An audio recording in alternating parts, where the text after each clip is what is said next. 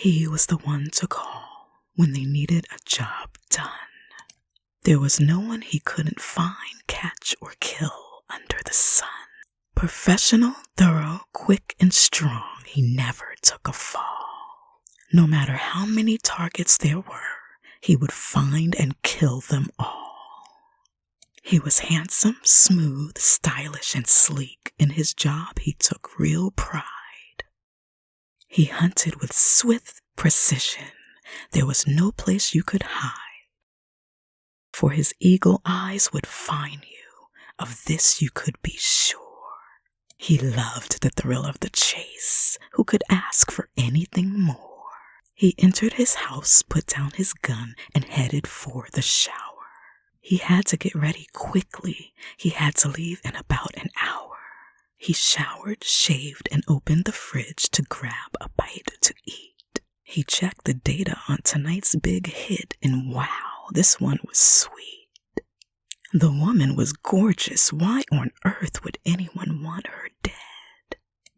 She must be someone special. There was $7 million for her head. Yes, they literally wanted her head to be placed on a silver tray. Such a beautiful woman, it really was a shame to kill her this way. But the job was fun, and he would surely do as he was told. For $7 million, this job never grows old. The thrill of the hunt and the large payout put a smile on his handsome face. He headed out the door and jumped in his car. This would not be much of a chase. For she was a woman, pretty and weak, probably some drug dealer's pet. He looked at the photo. God, she was beautiful. That face he would never forget. He stepped on the pedal and turned up the music. He loved to hear Bach as he worked. The classical music with its interesting rhythms kept him from going berserk. Pulling up to the mansion, he couldn't help but feel a sense of dread. What's going on? He never felt this way. He cleared his head.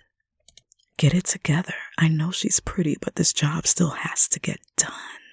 After this hit, I'll go and relax on a beach and have fun in the sun. He knew the layout well and exactly how to break in. He'd be in and out without a doubt, leaving no trace of his sin. He found the back door and entered the security code that he'd been given. He stayed in the shadows quietly, making sure he stayed hidden. Just then, he heard the sound of laughter in the basement below. He readied his gun, descended the stairs one by one, moving real slow. He peeked through an open crack in the door, but didn't get a good look. He knelt down lower, squeezing himself into a little tiny nook. He finally got a better look and was mesmerized by her beauty.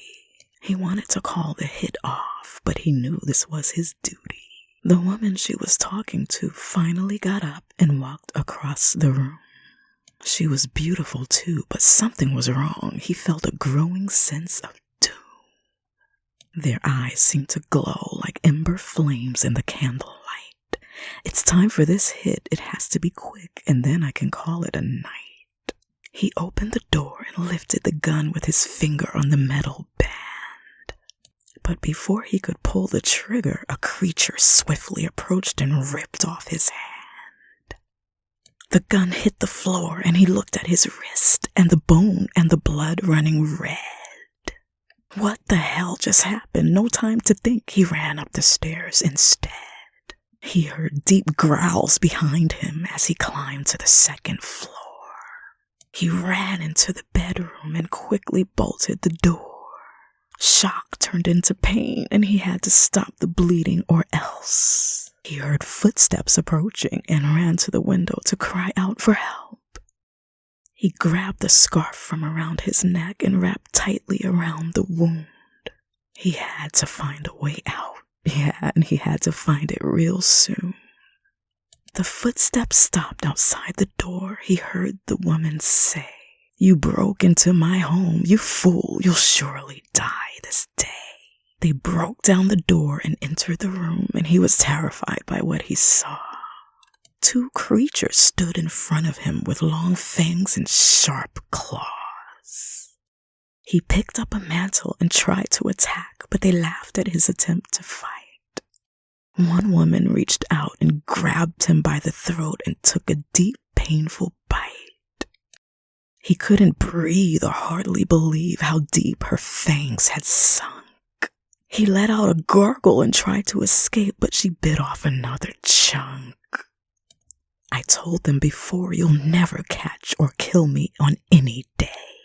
They keep sending men to hunt me, and they all end up my prey. You're the poor sucker they used today to try to take my head. You came here to kill me, but look at you now. You're going to die instead. He took one last weak breath and finally fell to the ground. He died in the creature's home. His body will never be found.